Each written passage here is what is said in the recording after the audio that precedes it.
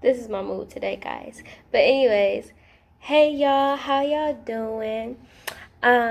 Today we are going to begin in our second part of feeling inadequate, okay? And last time we talked about Moses, right?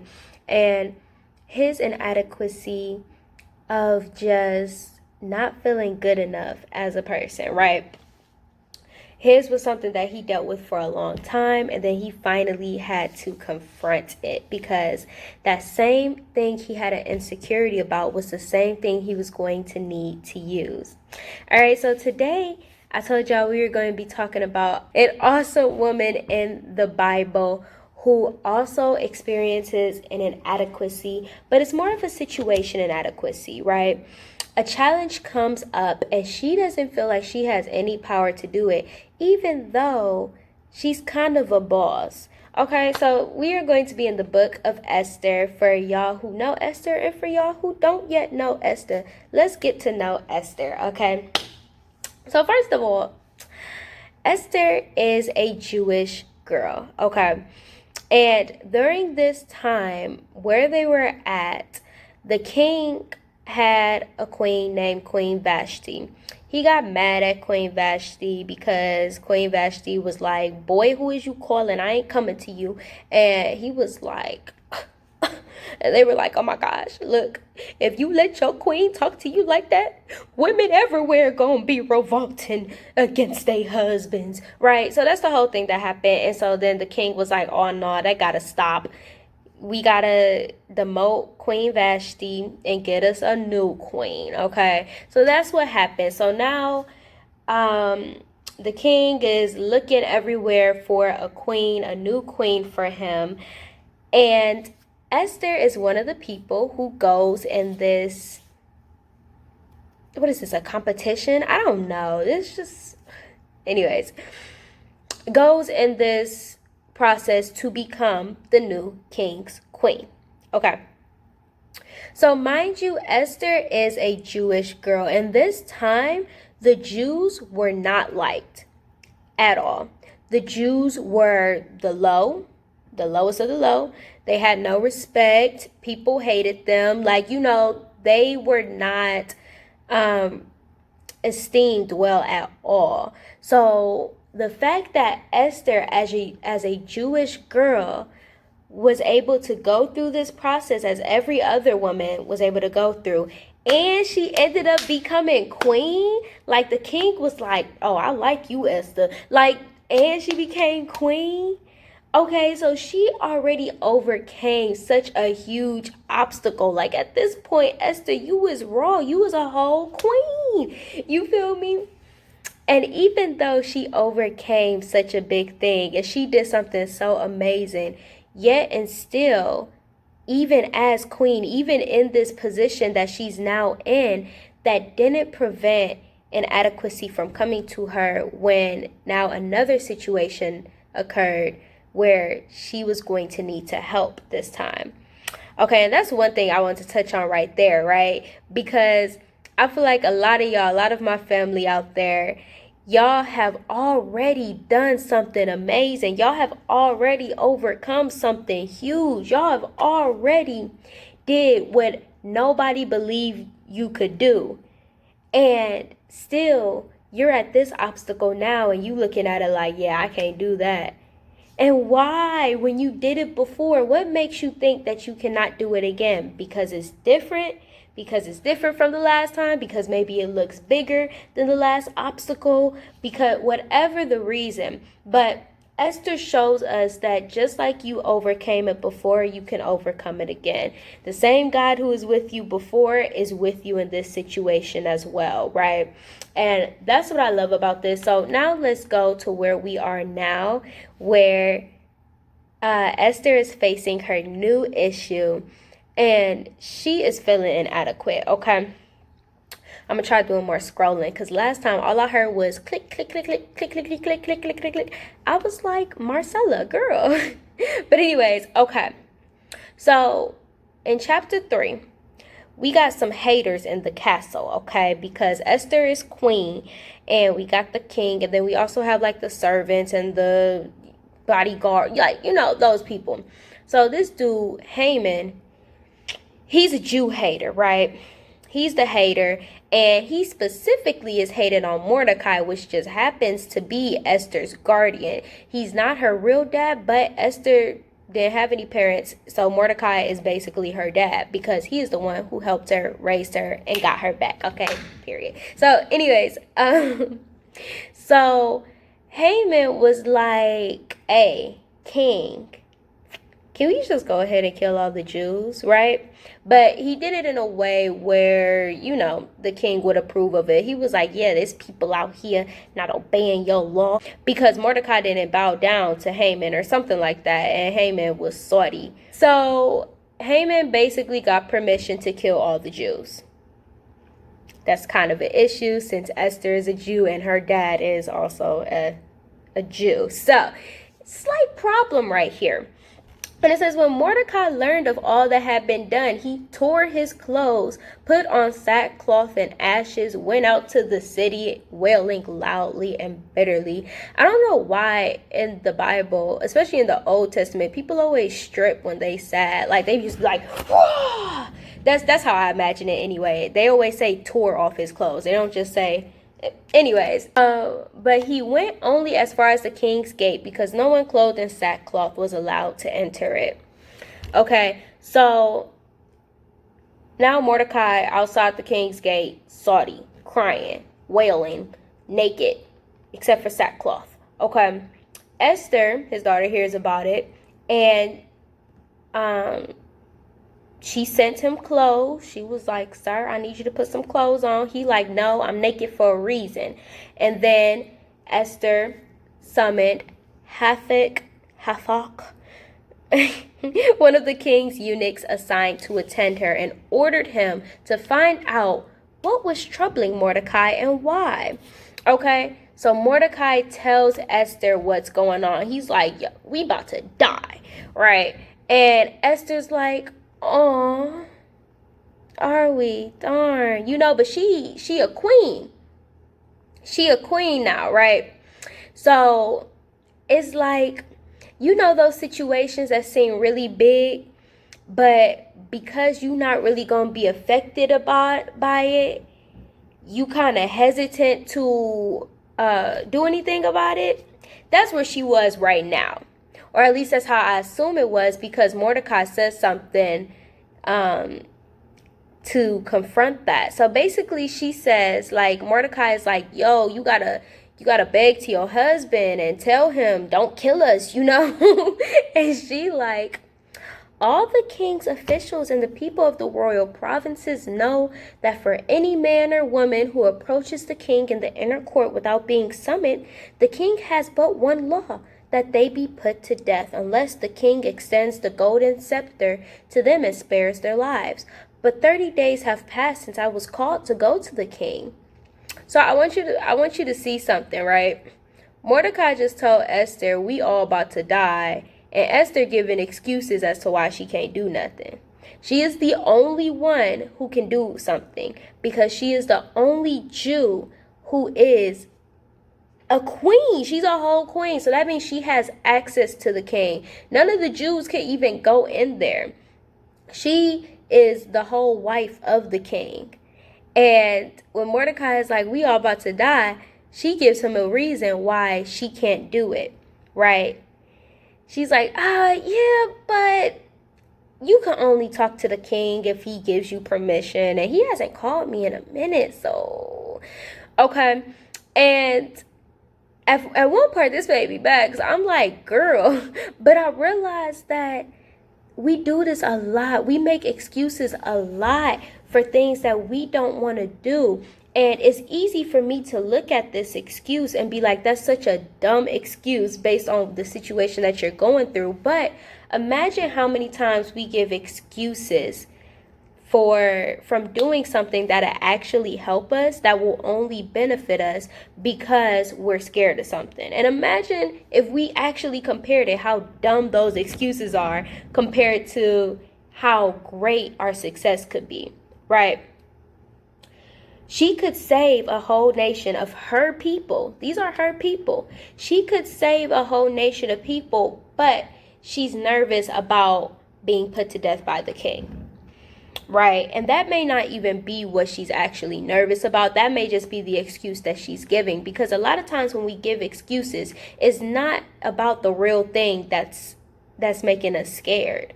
Right? It's not the real problem. It's just an excuse. So in this moment, I honestly feel like Esther is feeling inadequate. And that is the reason that she gives to him to try and justify it. And it's so interesting to me because she's at such a high position. I personally wouldn't think she would ever have an issue with doing this. Like, to me, I thought it would be instant. To me, I thought it would be automatic. Like, oh, okay, there's trouble. I'm queen. Let me march on down there, do my thing. You feel me? But even as queen, she's feeling inadequate. And that shows me that if you already have that feeling of inadequacy, being at a higher level isn't going to take that away. Only addressing it is going to take that away, right? If you feel inadequate while you're poor, being rich isn't going to make you feel less inadequate, right? It may make you feel better in the moment, but if you don't deal with the real inadequacy that you felt, you're still going to feel just as inadequate when you're rich. You still are going to feel like you don't have enough when you're rich, right? People who feel inadequate when they're ugly or when they feel like they're ugly, and then they go and get plastic surgery and do all this other stuff and put on a whole ton of makeup to feel like they look better, it still doesn't change your inadequacy. If you don't address it, you're still going to feel inadequate here, just like you did here. Because at the end of the day, if someone calls you ugly while you have on all the makeup and plastic surgery, you're still going to feel just as inadequate, right? And if you hate your body and you're feeling inadequate while you're overweight, you're still going to hate your body and feel inadequate when you lose a bunch of weight. Right?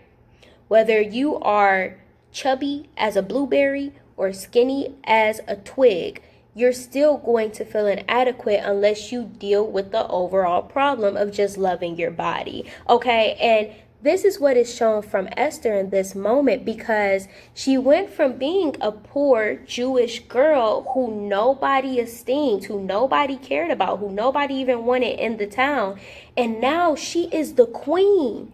And she's still like, I can't do anything. And it's not true. A lot of times our inadequacies are based on things that are not true, are based on a past that may have been our reality. That's not our reality anymore, that we now have to move on past. You are not still that. You are not still struggling with that. You are not still, now you are at a different phase. You are at a different level. You have new access. You have people who love you. It's different now, but your mentality is still in your past. Okay? So how do we move past that and break that inadequacy so that we could start living in the present that we now have, with the access that we have, with the people that we have, with the power that we have now? Well, Esther shows us. So, the thing is, and the thing that I love, and not everyone has this, but luckily Esther had this, okay? And it seems kind of harsh when Mordecai says it, but we need that, right? Never, ever turn away somebody who tells you the truth, who tells you something that is only going to grow you. Because a lot of times that's going to be the stuff that's hard to hear, but it's going to make you a boss of a person. If Mordecai did not tell this to her, she never would have moved on from that inadequacy and realized how amazing she is. Realize the purpose that God had for her. She never would have realized the whole reason that she is queen is to help her people, right? Mordecai was like, don't think that because you're in the king's house, you're going to escape from all the Jews. You're going to die too. For if you remain silent at this time, relief and deliverance for the Jews will arise from another place, but you and your father's family will perish. And who knows but that you have come to your royal position for such a time as this. Oh my goodness. Okay. So one, he reminds her that you have things to lose regardless. If you do it, okay, you're risking the king getting mad at you and he may put you to death. But if you don't do anything, we're definitely going to die. And don't think you aren't going to die just because you're in the king's house, right? And sometimes we have to remember, what are we really losing by not doing it? You know, what are we really losing if we run away from this out of fear? We're losing opportunity, right? That's really all. We're losing opportunity. We're losing a chance to make an impact. We're losing a chance to make ourselves happier. We're losing a chance to find ourselves, right? What do we gain? We don't gain anything. Now we're just in the same comfort zone that we've been in, right? And nothing changes, but it may get worse. And in this case, Mordecai reminds her, like, if you do something, there's only a possibility that something bad is going to happen. But if you don't do anything, something bad is definitely going to happen. So are you going to let the possibility throw you off, or are you going to let the opportunity fuel you? Okay, so that's the one thing he reminds her of. Another thing that he reminds her of is that what I said before, and who knows but that you have come to your royal position for such a time as this. He reminds her that this could be your purpose, right? This is something that only you can do. And this is why you are now in this situation. You're not queen just so you could get all dressed up and fancy and eat all the foods you like. You're queen because now you can help people who cannot help themselves. And that's what he reminds her of. And it's so amazing because she has that voice in her ear. And now she is able to get herself together. And that's what she does. Now she starts to take action. She's like, okay. She now decides in her head, it's worth it. I'm going to do this because I am meant to do this and I can do this, right? Even though I'm sure she's probably still nervous. I know she is. But now she is taking her step out to face that inadequacy and do it. So she says, go gather together all the Jews who are in Susa and fast for me. Do not eat or drink for 3 days, day or night. I and my attendants will fast as you do. When this is done, I will go to the king, even though it is against the law. And if I perish, I perish. Okay, so now she's like, all right, I'll do it then. Whatever. Because if I do nothing, I'm going to lose it anyway, right? There is no benefit of doing nothing. So I might as well go, even though I'm scared, versus just sit here and act like I didn't have the ability to do something. Okay, so that's what she does. She goes out to do it. And I want y'all to notice she asks, her community to fast. She asks everyone who's involved to fast, and she herself fasts. So that right there is representation of getting closer to God.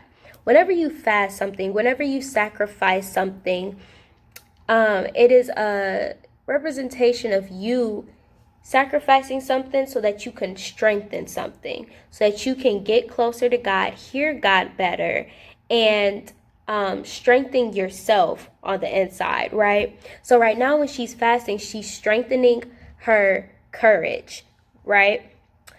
She's also strengthening her ear so that she can hear God better, and she's getting closer to God. And because of that, she now has guidance where it's not even her doing the work, because when you do what God calls you to do, you don't even have to do the work. God will do it for you. And that's what happens. So she fasts so she can get closer to God, and God ends up doing the work for her. He reveals to her a way so that she can succeed.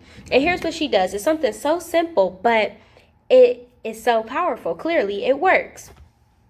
So she took her first step of courage and she went down to the king. So this was the hard part, going down to the king and talking to him. That is the hard part, because that is the part where she may die. If he doesn't accept her, she's dying. Okay, so Esther puts on her royal robes and goes to the king. And when he saw her, it says he was pleased with her, held out the golden scepter, which is the key, and gave her permission to approach him. Okay, so the king asks, "What is it, Queen Esther? What is your request? Even up to half the kingdom, it will be given to you." Why not the whole kingdom? Whatever. No, I'm kidding. But so she already found favor in his eyes, right? He's like, whatever you want, you got it. Up to half the kingdom. Only 50. But ironically to me, which this is God's wisdom though, she knew how this was going to play out, because God led her in this moment. That's what fasting does for you. So what's interesting to me is I feel like a normal person would have asked the king right there, because he's like, what do you want? Up to half the kingdom, it will be given to you. Oh yeah, don't kill the Jews, right? Straight like that. She didn't do that. She said, let the king with Aman, the hater, the one who's trying to kill the Jews, come today to a banquet I have prepared for him. And she did that twice. She ate with Aman and the king twice, right? She didn't say anything the first time they ate. And then and then the second time, as they're eating, Esther asks her question. Now on the second day, the king asks her, hey, says the same thing. What's your request? Even up to half the kingdom, it will be granted. And Queen Esther says, if I have found favor with you, your majesty, and if it pleases you, grant me my life. This is my petition. And spare my people. This is my request. For I and my people have been sold to be destroyed, killed, and annihilated. If we had merely been sold as male and female servants, I would have kept quiet, because no such distress would justify disturbing the king. King Xerxes didn't know that Esther was a Jew. So because of that, when Amon was like, hey, can we just kill the Jews? She was just like, yeah. He was like, yeah, sure, do what you want, right? He probably wasn't even paying attention to him all the way. So now King Xerxes like, someone trying to kill my wife and her people? What? He like, who is he? Who would do such a thing?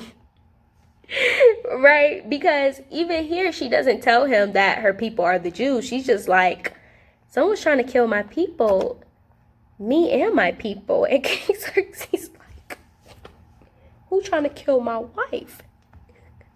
And then she tells on Haman, because Haman is at the dinner with them. And she was like, he did it. And Haman like, wait, hey, look, I can explain. See, what happened was,